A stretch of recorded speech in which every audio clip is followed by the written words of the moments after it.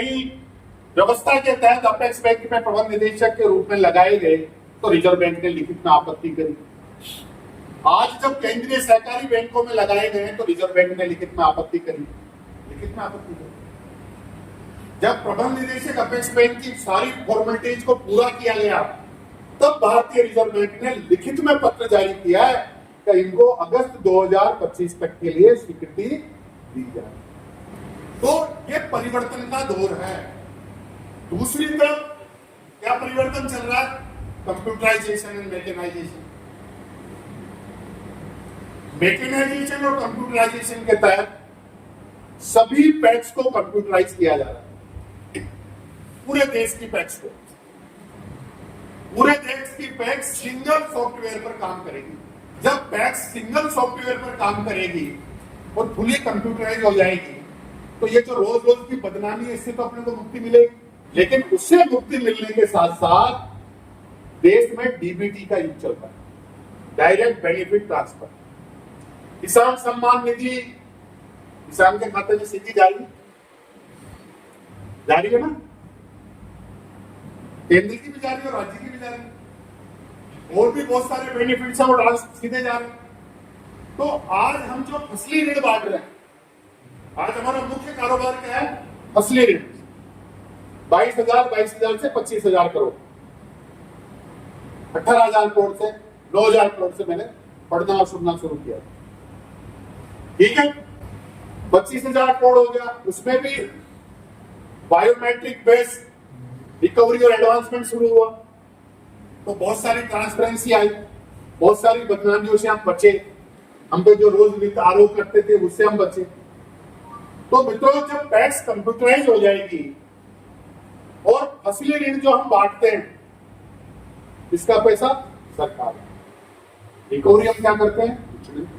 क्योंकि अनुदान 4% और 3%, 4% राजस्थान सरकार दे रही है और 3% भारत सरकार दे रही है। उसके बाद भी अगर कोई ओवरड्यू रह जाता है, जो रहता है जिसकी वजह से डेट बढ़ानी पड़ती है, हमने सरकार को कहा, सरकार ने डेट बढ़ाई और इस बार हमारे कहने की वजह से 1 या 2 अप्रैल को ही ऑर्डर निकल गया, वरना 8-10 अप्रैल तक, एक बार तो मई तक नहीं निकला। तो सरकार का ये कहना है कि जब पैक्स कंप्यूटराइज हो जाएगी और किसान को ऋण देना है और किसान को 4% और 3% देना है तो मुझे बीच में 2 सीसीबी अपेक्स बैंक नाम की एजेंसी की क्या जरूरत है? नाबार्ड बार बार क्या कह रहा है? Diversification of loans, diversification of business activities. सहकारी बैंक अल्पकालीन फसली ऋण पर अपनी आत्मनिर्भरता खत्म करे, जनता से जमाएं ले, ग्राहकों से डिपॉजिट ले और विभिन्न लोन स्कीम के अंदर लोन एडवांसमेंट करके अपना बिजनेस बढ़ाए और अपने आप को फाइनेंशियली स्ट्रॉन्ग करे, अपना प्रॉफिट बढ़ाए, तभी उनका सर्वाइवल है। ज्यादा लंबे समय तक हम अल्पकालीन फसली ऋणों पर निर्भर रहते हुए सहकारी बैंकों को नहीं चला सकते। नाबार्ड ने इतना सीरियसली लिया कि रिसोर्स पर्सन तक खुद की तनख्वाह पर अधिकारी लगाए। तो मित्रों, बदलते बैंकिंग के युग में, बदलते इस परिवेश में सहकारी बैंकिंग क्षेत्र में अब अधिक से अधिक क्रांतिकारी परिवर्तन, तकनीकी परिवर्तन, बैंकिंग कारोबार का परिवर्तन, प्रशासनिक परिवर्तन, नियंत्रण और पर्यवेक्षण का परिवर्तन का दौर शुरू हो गया है। उस बदलते दौर के साथ सहकारी बैंक का कर्मचारी होने के नाते, अधिकारी होने के नाते हमें इस बात को जितना जल्दी समझें, जितना जल्दी हम इसको आत्मसात करें, उतना ही हम सुरक्षित रहेंगे और बैंक मजबूत बनेंगे और बैंक आगे बढ़ेंगे। हमें सहकारी बैंकों को कंप्यूटराइजेशन की तरफ भी आगे बढ़ाने की बहुत बड़ी आवश्यकता है। आज हमारे पास ऑनलाइन बैंकिंग नहीं है, डेबिट क्रेडिट कार्ड की आवश्यकता है। तो यह भी देर सवेर हमें कोऑपरेटिव बैंकों के अंदर लागू करने होंगे। जो सिस्टम, जो व्यवस्था, जो समाज, जो विचार समय के साथ अपने में परिवर्तन नहीं लाता है, वो समय से बहुत पीछे रह जाता है, बहुत पीछे चला जाता है।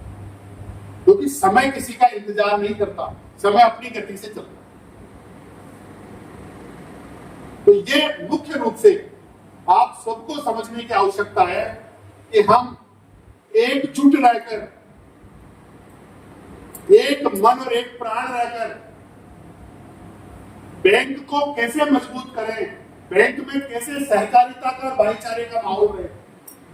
आज प्राइवेट सेक्टर में क्या हो रहा है?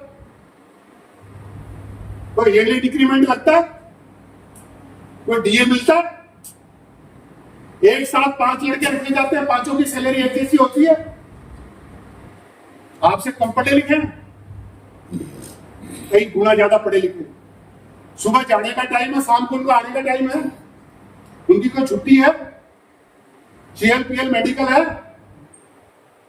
तो भारत सरकार और सरकारें अब यही कहने लग गई है कि देश के टॉप 5 बैंक में फर्स्ट 4 कौन है? Private bank. एसबीआई 5वें नंबर पे है, सरकारी बैंक। तो बोला जब वेतन समझौता नहीं होने के बावजूद, सारी जॉब सिक्योरिटी नहीं होने के बावजूद, सर्विस कंडीशन नहीं होने के बावजूद, जब वहां का कर्मचारी खूब भाग के काम कर रहा है, खूब टारगेट पूरे कर रहा है, खूब लोडिंग बढ़ा रहा है, खूब बिजनेस कर रहा है, रात को 8-8, 9-9 बजे जाता है, क्लोजिंग के दिन रात को वही सोता है, तो आपके कौन से उछवार के पर लग रहे हैं भाई साहब, तो आपको इसका कुछ मिलना चाहिए। ये कहता है यूनियन के नेताओं से, जो आपको 5 डे मिलना चाहिए, आपको सब कुछ मिलना चाहिए। क्यों मिलना चाहिए? वो भारत का नागरिक नहीं है क्या? जो भारत के समाज का बेटा नहीं है क्या? या वो बैंकिंग नहीं कर रहा क्या?